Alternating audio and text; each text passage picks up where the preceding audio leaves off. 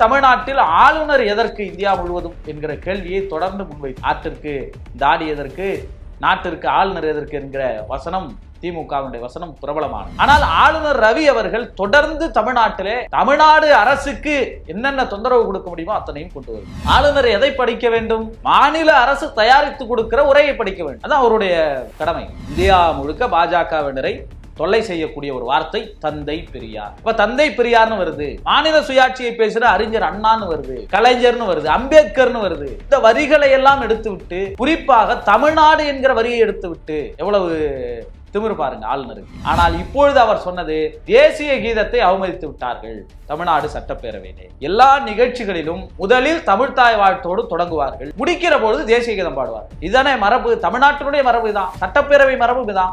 ஆனா புதுசா ஆளுநர் என்ன சொல்றாருன்னா, நீங்க தேசிய கீதத்தை முதல்லையும் பாடணும். இதை எப்படி ஒரு மாநில அரசாங்கம் ஏத்துக்கும்? உடனே நீங்க பாடல, எனவே நீங்க அவமதிக்கிறீங்க, நான் வெளிநடப்பு செய்யறேன்.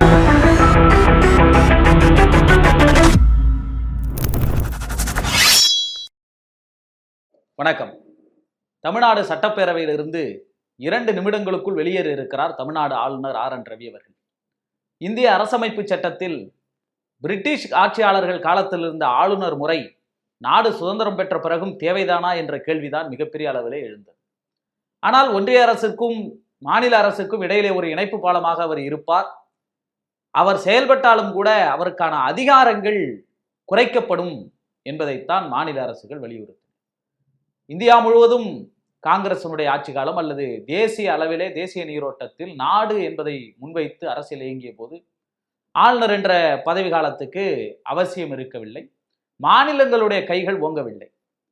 ஆந்திர பிரிவினையை கோரி பொட்டி ராமாலு அவர்கள் போராட்டத்தை தொடங்கியதிலிருந்து மொழிவாரி மாநிலங்கள் 1956 பிரிக்கப்பட்ட பிறகுதான் மாநிலங்களுடைய அதிகாரம், ஆட்சி என்பது ரொம்ப முக்கியமானது. குறிப்பாக தமிழ்நாடு மாநில சுயாட்சி என்றால் அது தமிழ்நாட்டிற்கு முக்கிய பங்கு உண்டு. மாநில சுயாட்சி என்றால் பேரறிஞர் அண்ணாவுடைய பெயரை மறுக்க முடியாது. அண்ணா முன்வைத்த மாநில சுயாட்சி கொள்கையில் இந்தி மொழி திணிப்பு எதிர்ப்பாக இருக்கலாம், அல்லது தமிழ்நாட்டுக்கு உரிய பங்கீட்டை, மாநிலங்களுடைய பண்பாட்டு கலாச்சாரத்தை ஒன்றிய அரசு ஏற்க வேண்டும் என்கிற கொள்கையாக இருக்கலாம். அதனைத் தொடர்ந்து தமிழ்நாட்டினுடைய முதலமைச்சராக இருந்த திரு கலைஞர் மு கருணாநிதி அவர்கள், இவர்களெல்லாம் மாநில உரிமைகளை மீண்டும் மீண்டும் இந்தியாவிற்கே வழிகாட்டக்கூடிய அளவிலே சட்டங்களை கொண்டு வந்தவர்கள். தேசிய கொடியை சுதந்திர தினத்திலே, குடியரசு தினத்திலே ஆளுநர் மட்டும்தான் ஏற்றுவார் தமிழ்நாட்டில் இருக்கிற ஜெயின்சார்ஜ் கோட்டையில்.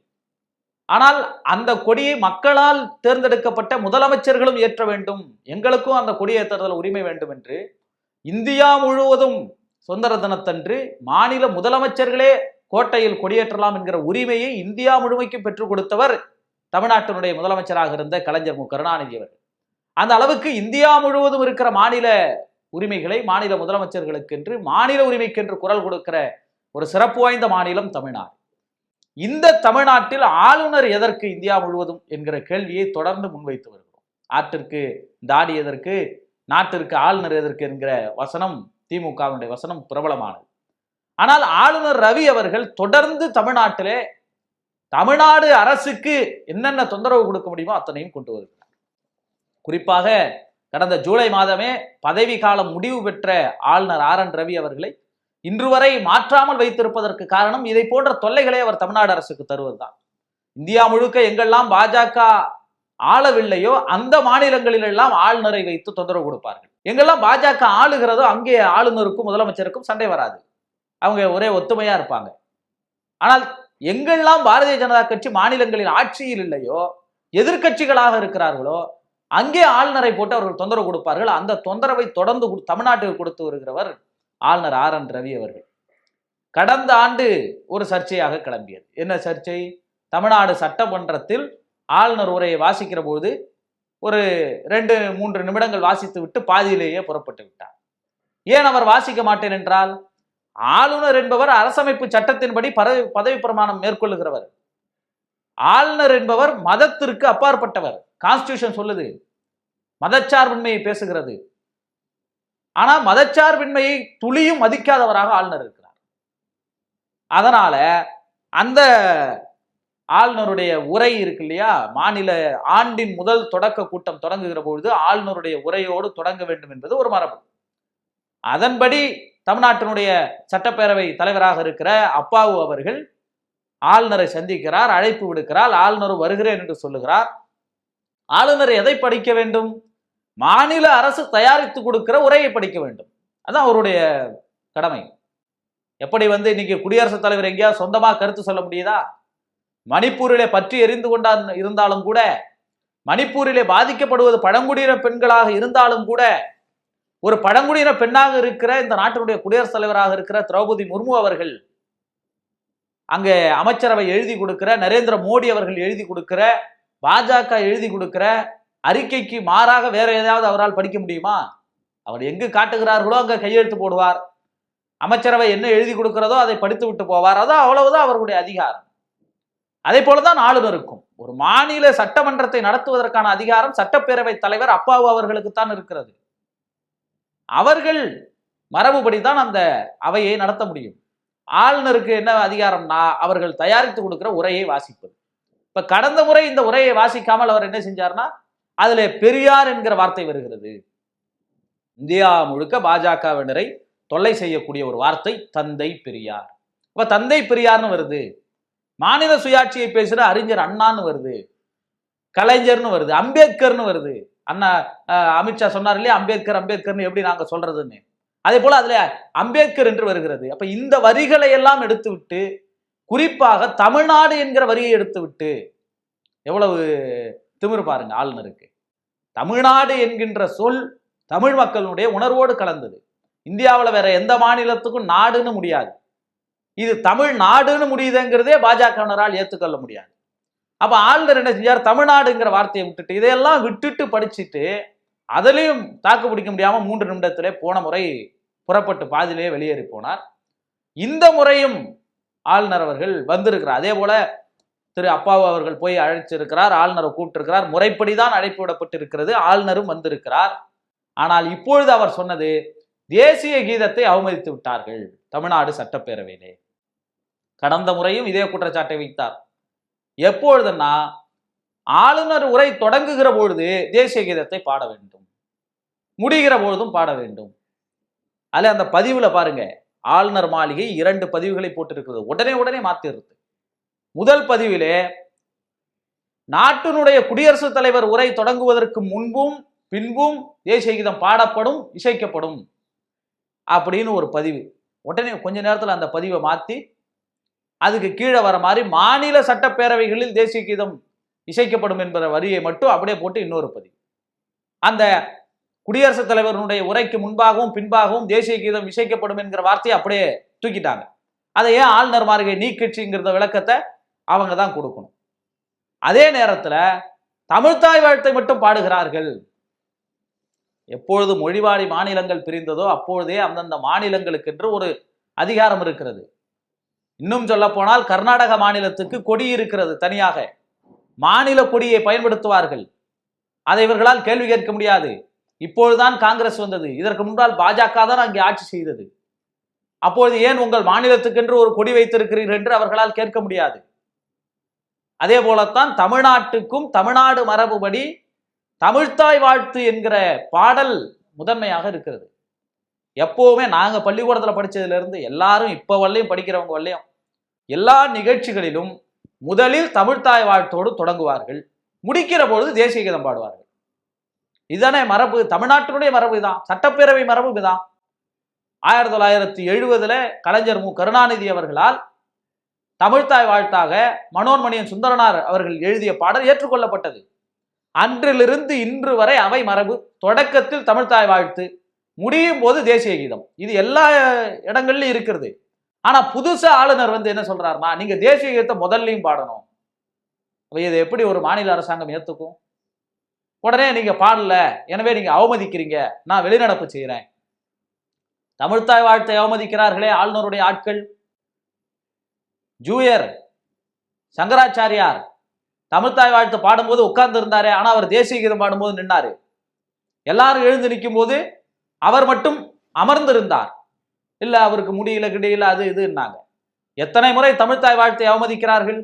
ஒரு மாநிலத்துடைய வாழ்த்து பாடலாக 2021 ஆண்டு முதல்வர் மு க ஸ்டாலின் அவருடைய அரசாங்கம் அதை உறுதி செய்தது. தமிழ்த்தாய் வாழ்த்து பாடல் தொடக்கத்தில் இருக்க வேண்டும், அதற்கு உரிய மரியாதையை கொடுக்க வேண்டும். தேசிய கீதத்துக்கும் இந்த மரியாதை கொடுக்கப்படுது, அதே மரியாதை தமிழ்த்தாய் வாழ்த்தும் கொடுக்கப்பட வேண்டும் என்று சட்டப்பேரவையில் அறிவிப்பை வெளியிட்டார்கள். அது சட்டமாக இப்பொழுது வந்திருக்கிறது. ஆனால் ஒவ்வொரு முறையும் ஆளுநர் அதை அவமதிக்கிறார். அவர்தான் சட்டத்துக்கு புறம்பாக நடந்து கொள்ளுகிறார். ஆனா உண்மை காரணம் என்னன்னா, கடந்த முறை எப்படி மாநில அரசு எழுதி கொடுத்ததில் தந்தை பெரியார், திராவிட மாடல், அறிஞர் அண்ணா, சமதர்மம், சமூக நீதி, மதச்சார்பின்மை, இந்த வார்த்தையெல்லாம் ஆளுநருக்கு ஆகாதோ, இந்த முறையும் அதெல்லாம் இருக்கும். மாநில அரசினுடைய திட்டங்கள் இருக்கும், சட்டங்கள் இருக்கும். ஏன்னா பாஜகவினுடைய உறுப்பினரை போலத்தானே ஆளுநர் செயல்படுகிறார். அப்ப நாம அதையே நாமளும் வாசிச்சோம்னா மக்கள் என்ன செய்வாங்க? நாம தான் இங்க வந்து சனாதனம் தான் சமூக நீதி, சனாதனத்தை நம்ம உயர்த்தி பிடிக்கணும். ஒரு ஆளுநர் பேசுறது இதெல்லாம். ஆளுநர் மதச்சார்பின்மையை கடைபிடிக்க வேண்டியவர். ஆனால் அந்த ஆளுநர் ஒவ்வொரு இடமா போயிட்டு சனாதன தர்மத்தை நாம வந்து வென்றெடுக்கணும், சனாதன தர்மத்துல சமத்துவம் இருக்கு, சனாதன தர்மம்னு முழுக்க முழுக்க ஒரு மதத்தினுடைய பிரச்சாரகரை போலத்தான் அவர் செயல்படுகிறார். இப்ப இந்த மோடியினுடைய அரசாங்கத்துல கான்ஸ்டிடியூஷனுக்கு எதிராக யாரு செயல்பட்டாலும் அதை பத்தி அவங்க கண்டுக்க மாட்டாங்க. அப்படித்தான் ஆளுநரும் செயல்படுகிறார். இன்னொருத்தர் அதை எதிர்ப்பார். ஆளுநருடைய நண்பராக இருக்கிற அல்லது ஆளுநருடைய ஆளாகவே செயல்பட்டு கொண்டிருக்கிற சீமான், நாம் தமிழர் கட்சியினுடைய சீமான். பப்பாசி என்பது வந்து தமிழ்நாடு அரசின் நிதியை பெற்று இயங்கக்கூடியது. சென்னையில புத்தக சந்தை நடக்குது, 48வது புத்தக கண்காட்சி. நேற்றைய முன்தினம் பப்பாசியில் நடந்த டிஸ்கவரி புக் அவங்களுடைய நூல் வெளியீட்டு விழா, தமிழ் தேசியம் ஏன் எதற்கு எப்படின்னு ஒரு நூல் வெளியீட்டு விழா. அதிலே கலந்து கொண்டு பேசிய சீமான், அவர் வழக்கமான அவருடைய அரசியல் இருக்கும்போது தமிழ்நாடு அரசியல் களத்தில் ஒருமையில் பேசுவதை அதிகமாக கடைபிடிப்பது பாரதிய ஜனதா கட்சியினர். இந்தியா முழுவதும் வெறுப்பு பேச்சுக்களை அதிகமாக கடைபிடிப்பதும் பாரதிய ஜனதா கட்சியினர். ஆனால் இந்த ஒருமையில் பேசுகிற பேச்சை இன்னொருத்தரும் கடைபிடிப்பார் என்றால் அது சீமான் தான். அவர் அதிலே கம்பர் பாதை இருக்கிறது, இளங்கோவடிகள் பாதை இருக்கிறது, பாரதிதாசன் பாதை இருக்கிறது, ஆனால் இது யாரும் போகக்கூடாத பாதை என்று கடுமையான வார்த்தைகளால் கலைஞர் மு கருணாநிதி அவர்கள் பேரில் இருக்கிற பாதையை அவர் விமர்சித்து பேசினார். அந்த நிகழ்வுக்கு தமிழ்நாட்டினுடைய மாநில பாடலாக இருக்கக்கூடிய தமிழ்த்தாய் வாழ்த்தை ஒளிபரப்பவில்லை. மாறாக புதுச்சேரியினுடைய தமிழ்த்தாய் வாழ்த்தை இங்கே ஒளிபரப்பி இருக்கிறார்கள். அதுக்கு இதுவரை எந்த விளக்கமும் கொடுக்கல. பப்பாச்சி கேட்டாங்கன்னா எங்களுக்கு இது தெரியாம நடந்துருச்சு, டிஸ்கவரி புக் சேனல் கேட்டாங்கன்னா எங்களுக்கும் இது தெரியாம நடந்துருச்சு.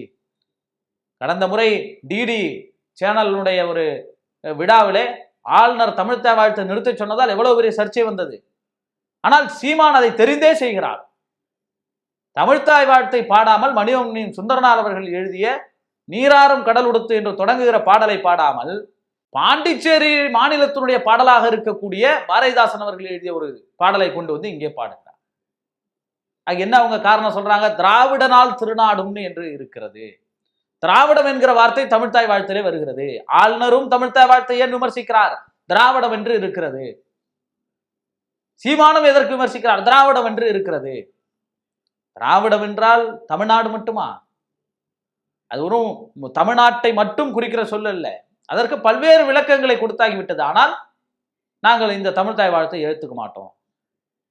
ஆளுநரும் அதைத்தான் சொல்லுகிறார். தமிழ்த்தாய் வாழ்த்தை ஏன் பாடுகிறீர்கள்? அதற்கு முன்பு தேசிய கீதம் பாடுங்கள். விடுதலை சிறுத்தைகள் கட்சியின் சார்பிலே சட்டப்பேரவைக்கு கவன ஈர்ப்பு தீர்மானம் கொண்டு வர வேண்டும் என்று நோட்டீஸ் வழங்கி இருக்கிறார்கள். எந்த விவகாரத்தில்? அண்ணா பல்கலைக்கழக வளாகத்திற்குள் மாணவிக்கு நடந்த பாலியல் வன்கொடுமையை எதிர்த்து அது குறித்து விவாதிக்கணும், அதுக்காக நாங்க வந்து கவன ஈர்ப்பு தீர்மானம் கொடுக்கிறோம்னு அதன் கட்சியினுடைய சட்டமன்ற உறுப்பினராக இருக்கிற எஸ் பாலாஜி அவர்கள் நோட்டீஸ் கொடுத்திருக்கிறார். விடுதலை சிறுத்தைகள் கட்சியினுடைய சட்டமன்ற குழு தலைவர் திரு சிந்தனை செல்வன் அவர்கள் அவரும் ஒரு கவன ஈர்ப்பு தீர்மான நோட்டீஸை வழங்கி இருக்கிறார், சட்டப்பேரவையில் விவாதிக்க வேண்டும் என்று. அவர் மிக தெளிவாக குறிப்பிடுகிறார், அண்ணா பல்கலைக்கழகத்தில் மாணவிக்கு நடந்த பாலியல் கொடுமை தொடர்பாக விவாதத்திற்கு எடுத்துக்கொள்ள வேண்டும். அதிலே முக்கியமாக ஒரு விவாதத்தை விவாதிக்க வேண்டும் என்றால் தமிழ்நாடு பல்கலைக்கழகங்களில் துணைவேந்தர்களை நியமிக்காமல் இருப்பது இதற்கு ஒரு முக்கிய காரணமாக இருக்கிறது. அப்ப துணைவேந்தர்களை நியமிப்பதை யார் தடுத்து வச்சிருக்கிறார்? ஆளுநர் ஆர்.என். ரவி அவர்கள். எங்க இந்த விவாதத்துக்கு எடுத்துக்கிட்டா அந்த விவாதத்துக்குள்ளாக ஆளுநரும் சிக்குவார். ஏன் துணைவேந்தர்களை நியமிப்பதற்கு முட்டுக்கட்டை போட்டு வச்சிருக்கிறாரு? அண்ணா பல்கலைக்கழகத்திற்கு வேந்தராக இருப்பவர் ஆளுநர் ஆர்.என். ரவி. தமிழ்நாடு அரசினுடைய சட்டம் ஒழுங்கு சரியில்லை, காவல்துறை சரியில்லைன்னு விவாதங்களை வச்சா அண்ணா பல்கலைக்கழகத்திற்குள் எது நடந்தாலும் அதற்கு பொறுப்பு ஆளுநர் ஆர் என் ரவி தானே, வேந்தர் தானே. அவரை நோக்கி ஏன் கேள்வி கேட்கல? அண்ணாமலை கேள்வி கேட்கல, அதே போல அதிமுக கேள்வி கேட்கல, அதே போல நடிகர் விஜய் அவர் போய் அதே யார் குற்றவாளின்னு குற்றம் சாட்டப்படுறாங்களோ அந்த ஆளுநரே போய் சந்திக்கிறாரு. இவங்க எல்லாமே மறுபடியும் பிஜேபி உட்பட ஆளுநரே போய் சந்திக்கிறாங்க.